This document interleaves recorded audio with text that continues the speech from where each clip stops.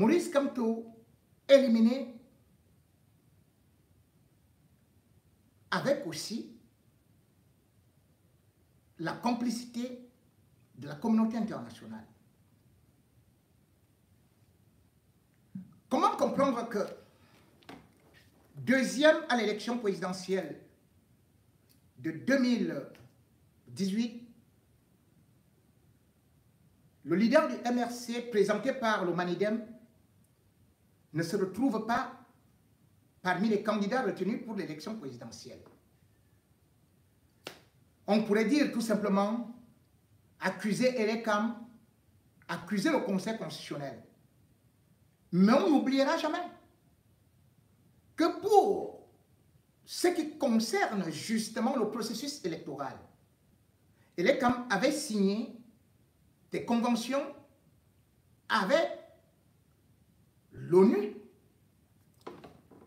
Le président du MRC avait alors dénoncé cela, exigé la publication de ce manifeste, ou plutôt de cet accord suspicieux, un peu ténébreux, caché dans des tiroirs, et que le peuple camerounais ne connaissait ni les tenants, ni les aboutissants, ni exactement ce que l'ONU devait faire au Cameroun.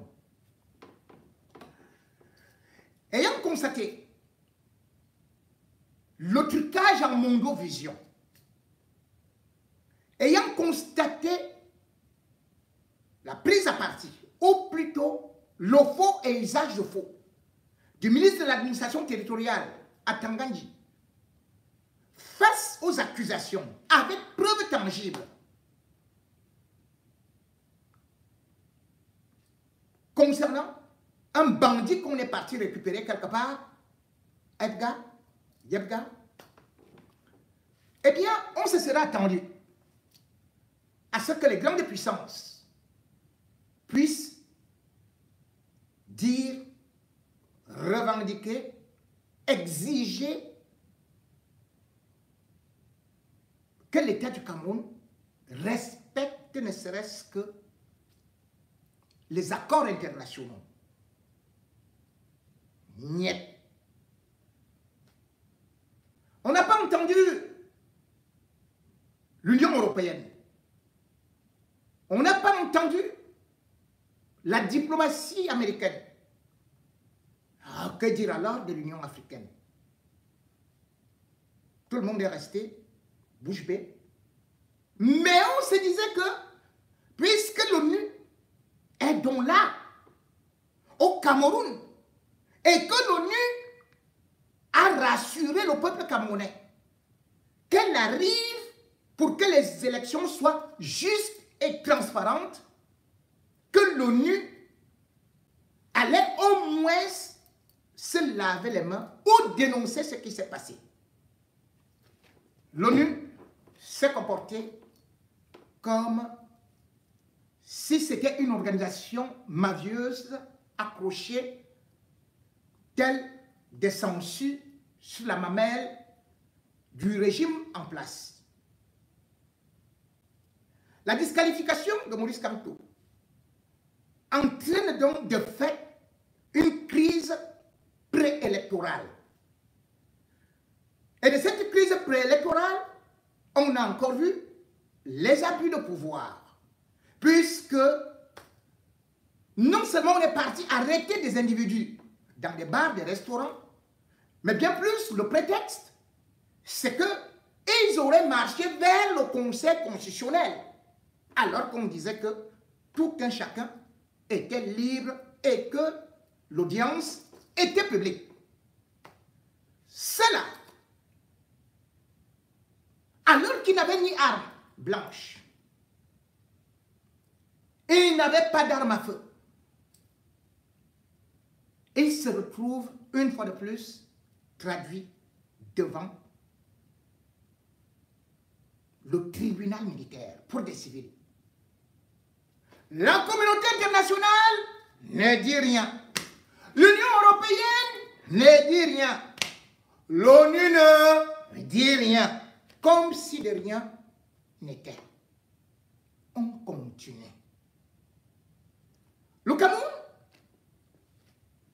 de Paul Biya a donc le feu vert.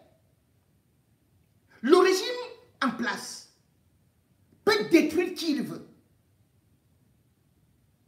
Le régime en place peut faire tout ce qu'il veut, tricher comme il veut. On mettra toujours 10 sur 10, 20 sur 20. Cette élection, pourtant, qui n'a même pas encore eu lieu, depuis décembre 2024, est déjà faussée.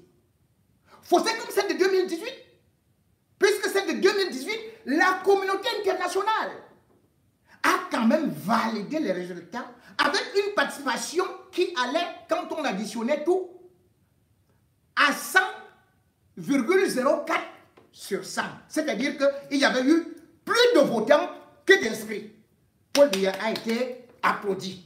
Pour la première fois, non seulement l'élève dépassait le professeur, mais surtout, on avait constaté que la note de l'élève était supérieure à la note même qu'on exige pour pouvoir passer l'examen. C'est-à-dire que pour 11 sur 20, l'élève se retrouve avec 21 sur 20. Et on a applaudi. Décembre, on a donc commencé à dire que non, l'histoire, si. Il faut que le régime, et surtout l'État, en complicité avec l'ONU, demande, conformément à l'article 80, la publication des listes électorales. Au moment où on a déjà convoqué, non seulement le code, au moment où on a déjà donné les noms des candidats, au moment où on engage, bien sûr, les propagandes, les campagnes électorales, on se rend compte que non seulement il y a des listes parallèles, mais aussi des bureaux de vote qu'on ne connaît même pas là où ça se trouve. Ce qui signifie qu'il y aura bourrage des urnes. L'élection est déjà donc faussée. Mais qui pour dénoncer? Qui pour crier? Qui pour alerter? L'ONU est finalement arrivée au Cameroun pour ses intérêts, pour défendre l'élève de la France, comme lui-même, il s'est autoproclamé Paul Biya, mais surtout pour continuer à avoir cette même mise. Face à cette situation, bien évidemment, la diaspora combattante a pris des positions. Mais avant de pouvoir lire leur dernière prise de position, leur alerte, avec bien évidemment un ton qui durcit, et il y a aussi, bien sûr, une déclaration qui vient de celui qui a accompagné Maurice Kamto, le professeur Nietzsche, à travers la plateforme l'APC, qui dénonce la forfaiture qui vient de se faire au Cameroun. Déclaration au sujet de la forfaiture historique du 5 août 2025 au Conseil constitutionnel et sur la suite de l'élection présidentielle du 12 octobre prochain.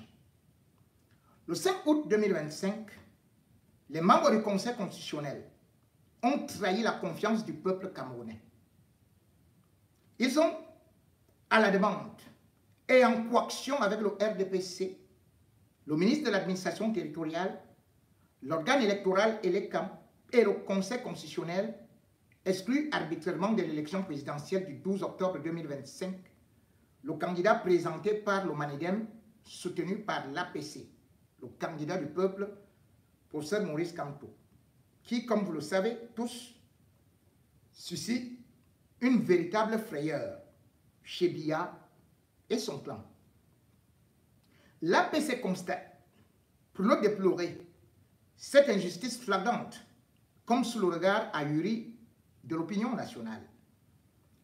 À la suite du professeur Maurice Kamto, l'APC appelle le peuple du changement à rester debout, à ne pas se décourager devant cette forfaiture, l'APC demeure convaincu que le changement par l'alternance démocratique reste l'option la plus à même d'épargner à notre pays le pire à la réalisation duquel certains s'attellent au vu, au su de tous. Pour la suite de l'élection présidentielle du 12 octobre prochain, l'APC fera connaître sa position en temps opportun. Ni l'APC, ni le professeur Kamto n'ont engagé des discussions ou négociations avec aucun des candidats retenus par le système pour l'élection présidentielle en question. Toute information contraire n'est que ruse et manipulation. Fait à Yaoundé le 14 août 2025, honorable Jean-Michel Nietzsche, président national du FCC, coordonnateur national par intérim de l'APC. Le communiqué de l'APC vient donc conforter ce que moi je vous ai dit, non seulement jeudi dernier, mais samedi, et j'ai publié que Maurice Kamto n'avait pas engagé des discussions et n'avait pas dit qu'il va s'aligner derrière Bello Bouba. Il n'a pas encore pris position. Je vous ai également dit qu'Akele Mouna n'a jamais pris position qu'il va s'aligner derrière Bello Bouba. Je vous ai dit que Nietzsche ne s'était pas aligné. Beaucoup ont voulu vous faire croire que tout était déjà bouclé. Mais ça, c'est un communiqué du jeudi 14 août 2025 qui vient donc confirmer que J.P. Bingono que je suis, je ne vous dis pas de blabla. Je vais à la source et je vous donne la bonne, la vraie information recoupée. Mais cependant, à travers ce communiqué, on devrait aussi retenir quelque chose. C'est que l'honorable Nietzsche dit que Maurice Kamto, l'APC, reste debout. Contrairement à ce que certains ont voulu donc croire en dansant que tout était terminé, rien n'est terminé. L'élection de 2025, et plus précisément le 12 octobre, devrait encore plus vous mobiliser. Ceux qui vous ont demandé de déchiqueter vos cartes d'électeurs sont du RDPC, sont du régime en place. C'est là et ils sont uniquement chargés de vous démobiliser. Ceux qui vous disent que cette élection, ça ne vaut plus la peine, sont juste en train de vouloir à peu près jouer comme si, à une certaine époque, lorsqu'on avait disqualifié Sonko, il sortait et il disait que ça ne vaut pas la peine d'aller avec Diomaye Faye. Le régime Biya n'est pas sûr de remporter cette élection. Si le régime Biya était sûr de remporter cette élection, ils auraient déjà, depuis fort longtemps, laissé les Kamto, mais aussi même, ils auraient pu publier ne serait-ce que la liste. Du moment où ils n'ont pas encore publié cette liste, cela veut donc dire que le peuple a encore son mot à dire. Et le peuple doit surveiller en même temps ses votes. Le peuple doit se rendre massivement pour voter. Les négociations sont encore en cours, peut-être. Mais pour l'instant, il n'y a aucune prise de position. Tout comme ici, Nietzsche rappelle qu'il n'y a aucune discussion avec Maurice Kamto. Ou encore avec lui-même. Nous sommes donc d'accord là-dessus. Mais là où il y a aussi quelque chose, comme j'ai souligné, c'est debout. Beaucoup sont en train de croire que, après avoir éliminé Maurice Kamto, la diaspora combattante allait se disloquer, n'allait plus regarder ce qui se passe au Cameroun, allait finalement se décourager. Que non. La diaspora combattante a compris que aujourd'hui le Cameroun n'est pas indépendant. Le Cameroun est encore entre les mains de néocolons, ou plutôt de leurs valets, de leurs laquais, qui tiennent le peuple en otage, qui cadenassent tout, et qui bénéficient justement d'une certaine liberté de se déplacer. Face aux attitudes du régime Biya, qui non seulement est en train de durcir les conditions de vie des opposants, des manifestants qui sont envoyés en prison, qui sont tabassés, qui sont humiliés, qui sont même parfois assassinés, eh bien, la diaspora combattante prend aussi des résolutions de dire que désormais, avant même la publication de ce qu'on peut appeler l'élection d'octobre 2025, 14 mesures sont prises allant du boycott total des membres du régime, mais aussi de leur soutien, de leur support, puisque de plus en plus, on veut montrer que le Cameroun est un État policier, un État militaire qui ne permet pas les manifestations, qui matraque le peuple. Et derrière ce matraquage, c'est encore une armée. Cette armée camerounaise, qui bien évidemment est dirigée par des colons, les colons israéliens, le Mossad. Le Cameroun n'est donc pas indépendant, parce que beaucoup qui interviennent dans notre armée, qui donnent des instructions, qui bénéficient de nos fonds, ne veulent pas de changement, parce que c'est leurs propres intérêts. Raison pour laquelle la diaspora combattante, dans ses multiples branches, s'est réunie pour adresser un message sur ce qui va se passer ou sur les premières décisions qui sont déjà prises. Le général Wanto a donc eu à lire ce communiqué qui vient de cette diaspora combattante pour dire que le combat ne fait que commencer.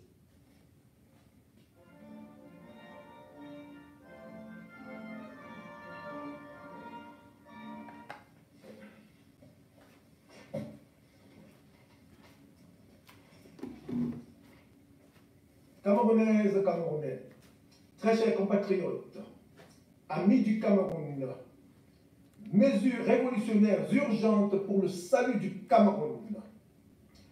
Faisant suite à la décision inadmissible du régime dictatorial et illégitime de Yaoundé de porter un coup fatal au processus démocratique afin d'espérer confisquer ad vitam aeternam le pouvoir, nous, Conseil des Camerounais de la diaspora CCD et diaspora camerounaise combattante des libertés, nous avons pris acte du dernier coup d'État constitutionnel perpétré par la bande Abia et avons décidé graduellement les mesures qui suivent.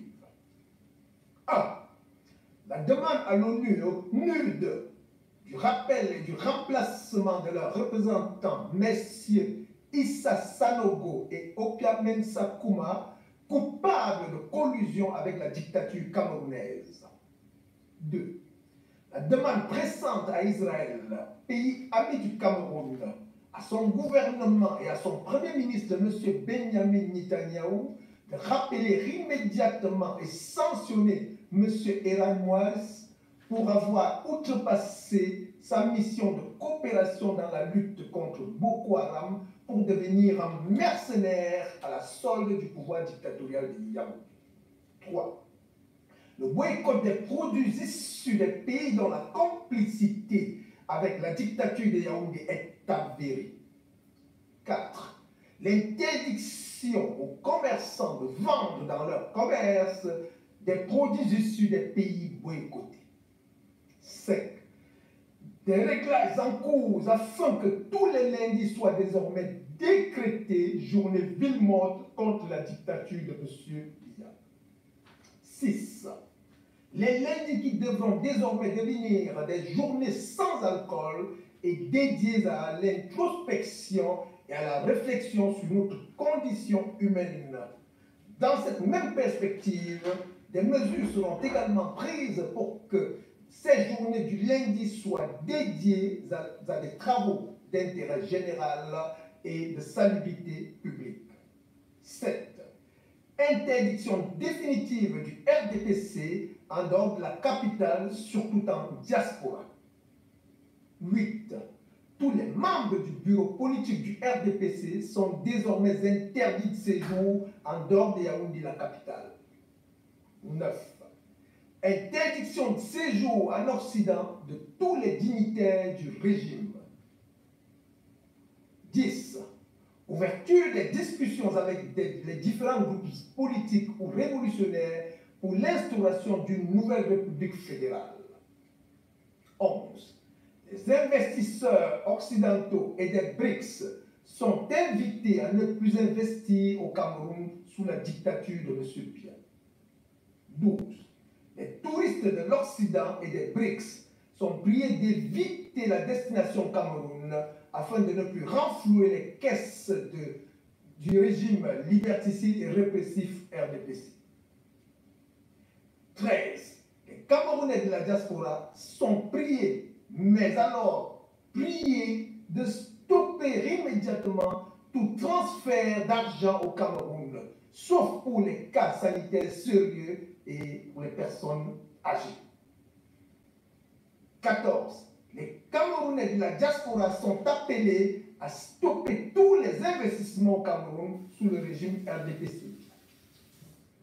Nous appelons ainsi le peuple camerounais et la communauté internationale à contribuer efficacement à ce que cette première mesure puisse contraindre le régime dictatorial de M. Biya à quitter le pouvoir afin que le processus démocratique et les droits de l'homme soient enfin établis au Cameroun.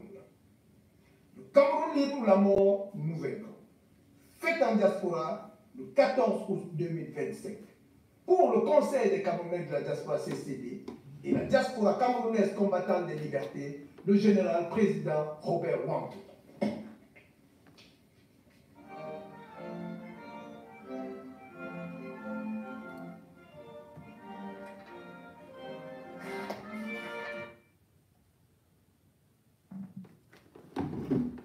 Oui,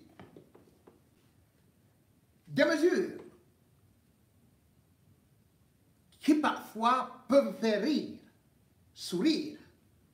Mais rappelez-vous qu'en 2018, après le braquage électoral, lorsque la diaspora avait dit stop à Biya, eh bien, Genève, dans son hôtel, il a été délogé.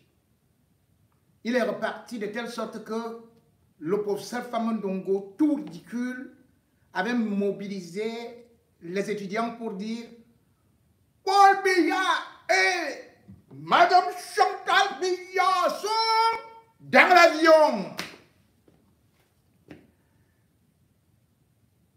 Puisque c'est ici qu'il vient donc dépenser, ou qu'il a dépensé plus de 90 milliards, Paul Biya ne sera plus seul à porter ce fardeau. Mais tous ceux qui complices de lui, ces petites mains de la dictature, qui refusent que le Cameroun évolue et qui profitent à eux seuls des revenus de nos matières premières. Ici, on a évoqué, et je l'avais déjà expliqué, le BIR. Comment se peut-il que les Bandakani nous chantent que Paul Biya est un panafricaniste? Mais quel armement panafricaniste, souveraine, peut être formé par une puissance étrangère? Tel est le cas du BIR. Quand on parle aujourd'hui du BIR, les équipements, les munitions, les ceci, pour que les Camerounais s'entretuent, ça vient d'Israël. Et on dit que Paul Biya est panafricaniste. Qui a donc intérêt à ce que les Camerounais s'entretuent? Qui est Boko Haram? Qui est d'autres groupes ambazoniens contre les ambazoniens? C'est bien Ngongo, avec ses Israéliens, avec bien sûr son Atangadji. Nous avons une armée coloniale, il faut le dire. Vous ne pouvez pas dire que Paul Biya a refusé les bases, a refusé ceci et cela, mais vous êtes formé par le BIR. Le général Ménage, les Hélan Moïse, dont on parle. Comment il faut les former, ainsi de suite. Écoutez. Tant que ces conseils militaires sont là, vous n'êtes pas indépendant. Votre armée aura juste l'apparence d'une armée, qui sera là en train de faire des parades du cirque. Mais lorsqu'il viendra la guerre, vous vous rendrez compte que la parade, c'est une chose, mais la guerre, c'est une autre chose. Ibrahim Traoré. Il faut rompre les accords. C'est la seule façon d'avoir une armée indépendante et se construire être fort. Mais beaucoup de gens ne le comprennent pas peut-être. Et même avec ces accords, la France choisit dans nos États les élèves officiers pour aller les former. C'est à travers ces mêmes accords. Mais en réalité, ces officiers qui passent se former pour la plupart, pour la France, ils viennent pour servir l'État français dans leur pays. Ils ne viennent pas pour servir nos pays. En direct, Aksonou, Bangoura, Foumana, où la population a décidé ce matin de couper. Voilà comment le peuple va se lever. Personne ne sort.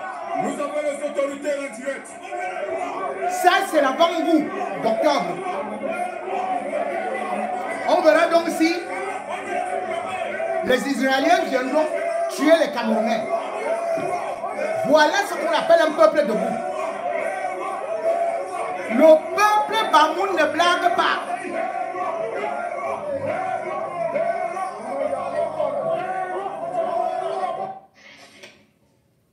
Bon, dis-nous, on a dit que c'est la main qui va tuer les Camerounais. De ce monsieur. Il dit quoi? Son Excellence Paul Biya est une bénédiction pour le Cameroun. Le meilleur président de toute l'Afrique. Mon type, laisse-moi d'abord te dire, Biya, c'est l'un des la plus malchance que le Cameroun a connu. En 43 ans, M. Biya a pris un pays qui était plus haut, il a rendu plus bas. En 43 ans, qu'est-ce que Biya a fait au Cameroun? Pas une goutte au Cameroun. En 43 ans, Biya a détruit le Cameroun. Et quand vous voyez ce genre de personnes, ces personnes sont plus dangereuses que ce monsieur au pouvoir. En 43 ans, Biya a créé ce qu'on appelle au Cameroun la jalousie ethnique. Voilà, parce qu'au Cameroun, je peux vous dire, il n'y a pas de tribalisme qui existe vraiment, comme on dit, mais il y a la jalousie de certaines ethnies au Cameroun. Voilà. Il faudrait qu'on se dise des choses telles que ça se doit. Biya a détruit le Cameroun en 43 ans. Il y a beaucoup dans les commentaires, je vais vous dire, cette tenue que je porte, c'est ma tenue. Et beaucoup dans les commentaires disent souvent, tu as pris cette tenue, je vais vous dire, je vais vous donner mon CV, entrer dans mon machin. Moi, que tu vois, je suis un militaire très bien formé. Par les bêtises qu'au Cameroun, on est en train de former 3 mois. Écoutez bien. Moi, là, les mois maintenant, je suis formé en Minkama, au bas là, 3 mois, les enfants de pluie, on va les tuer. En 2011. Voilà. Deuxième contingent commando GP. Je suis la deuxième génération de militaires formés type GP à Minkama. Voilà. Et comme je dis, cette année, vous allez voir ce qui doit se passer au Cameroun. Il y a une nouvelle génération conscience camerounaise qui se sont réveillés. Vous ne pouvez plus faire, je veux me dire quoi, donner en sorte que les Camerounais ont peur en octobre. Les Camerounais se sont réveillés. Ce n'est pas la manipulation que j'ai vue sur les réseaux. On a parlé, c'était 10 millions de jeunes à l'extrême nord, où ils sont allés payer les enfants de 13 ans pour aller soutenir ce dictateur, ce criminel de Biya. Voilà. Même ceux que vous pensez que l'armée, là, vous mentez, parce que je parle avec mes anciens collègues. Ils sont debout, ils sont réveillés. Il n'y a pas de distraction cette année. Je vous ai dit que le ballon devait se jouer au sol. Et le ballon là doit se jouer au sol. Le terrain doit se jouer au sol. Arrêtez vos histoires là. Voilà. Arrêtez de penser que l'armée doit peut-être aller supporter, mais vous mentez. Je vous dis ce que je dis, c'est la réalité et la logique. Ne pensez pas que si les Camerounais se mettent qui veulent revendiquer leur victoire en octobre, l'armée va aller faire quelque chose. Vous mentez, parce que ces militaires même se sont réveillés. Même je parle avec des anciens qu'on a travaillé ensemble. Voilà. Et je vais vous dire, c'est 2 ans de guerre contre Boko Haram. J'ai effectué 2 ans de guerre. Et comme je dis souvent aux gens, mon CV, mon histoire est gravée dans les archives du Cameroun. Hein? J'étais chef de groupe. Chef de groupe, chef d'équipe. J'ai emmené mes hommes au combat, au front. Ne parlez pas les histoires que voient souvent certains viennent parler. C'est parce qu'à un niveau, on a pris conscience, on se réveille. Voilà. Cette année, bien, il faudrait qu'on fasse tout comme bien dégager les outils. Pour que les Camerounais ont une vie digne. J'étais à l'extrême nord. Allez à l'extrême nord, vous voyez comment les gens souffrent. Il n'y a pas d'eau potable. Comment les gens là-bas souffrent. Les enfants à l'extrême nord, au grand nord, mangent le mil du 1er au 31. C'est du mil qu'ils mangent. Vous voulez bavarder quoi? Vous voulez distraire les Camerounais? Vous pensez pouvoir distraire les Camerounais? Quand vous voyez un monsieur comme celui-ci là, il est plus dangereux. Ce monsieur est plus dangereux, ces gens, quand les gens se lèvent pour aller revendiquer pour que le Cameroun soit digne d'un pays normal. À l'époque, d'un pays normal, il y a de ça 43 ans, le Cameroun était un pays normal. C'était, les gens enviaient le Cameroun, mais aujourd'hui, qui envie le Cameroun? Et arrêtez un instant, hein. À un niveau, il faut arrêter vos conneries là. Il faut arrêter. Arrêtez vos conneries là, comme je vous dis. Vous allez voir, comme si peut-être vous pensez que les hommes sont devenus bêtes. Alors, vous allez voir ce qui va se passer. Vous êtes fous bien. Peut-être qu'on n'est pas fou, mais nous sommes dans un pays où, bien évidemment, certains veulent prendre la jeunesse comme des fous, comme des irresponsables. Certains qui veulent effrayer et qui font croire qu'il est interdit de revendiquer son bien-être, de revendiquer l'avenir, de pouvoir au moins dénoncer et aussi de savoir que, en toute chose, le régime Biya n'est pas éternel et n'est pas le régime de Dieu. De savoir que le régime Biya peut aussi tomber et de savoir que Biya lui-même n'est pas un Dieu, n'est pas un super-homme. Mais combien sont-ils donc capables de croire en ça? Combien ont-ils foi? Combien savent-ils que leur avenir, c'est aussi non seulement combattre, mais c'est manifester. Mais aujourd'hui, qu'est-ce qu'on constate? Bien évidemment, lorsque quelqu'un veut manifester, on lui dit plutôt qu'il est en danger, il risque de mourir, il risque d'être tué. Bref, aujourd'hui au Cameroun, on n'a plus le droit de pouvoir protester. Aujourd'hui, au Cameroun, on n'a plus les vrais influenceurs. Aujourd'hui, au Cameroun, on a bâti tout sur du tribalisme. De ce tribalisme, bien évidemment, ça permet aussi au régime non seulement de perdurer, de durer au pouvoir, mais de se craqueler de l'intérieur. Se craqueler de l'intérieur parce que le régime lui-même c'est que les Camerounais ont tous les mêmes problèmes. Mais cependant, ils se disent que la meilleure des façons de maintenir le peuple camerounais, c'est de créer des dissensions, c'est de créer des divisions, et c'est de faire de telle sorte que, même à l'intérieur des partis politiques, que ce soit tout simplement le tribalisme. Dans l'armée, il y a également le tribalisme. Mais dans ce tribalisme, lorsque l'adversaire tire, la balle ne cherche pas un Bassa, un Ewondo, un Boulou, un Douala, un Baham, un Bangante, un Peul, un Bakweri, un francophone, un anglophone. La balle tue. Tout comme aussi la misère. La misère tue tout le monde. Que vous soyez du RDPC ou de l'opposition, toutes ces maladies tuent. Et même quand les microbes arrivent, ils tuent.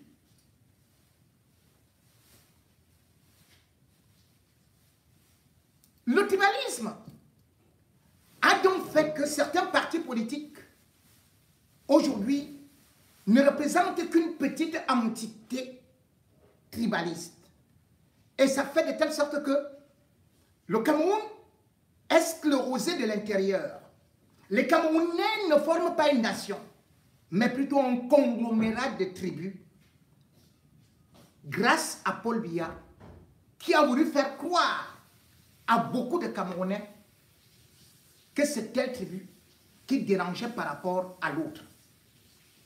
Mesdames et messieurs, nous avons pu vivre une situation terrible avec, par exemple, le MRC où les militants étaient qualifiés de talibans, où on a trouvé que uniquement c'était une affaire des Bamileke.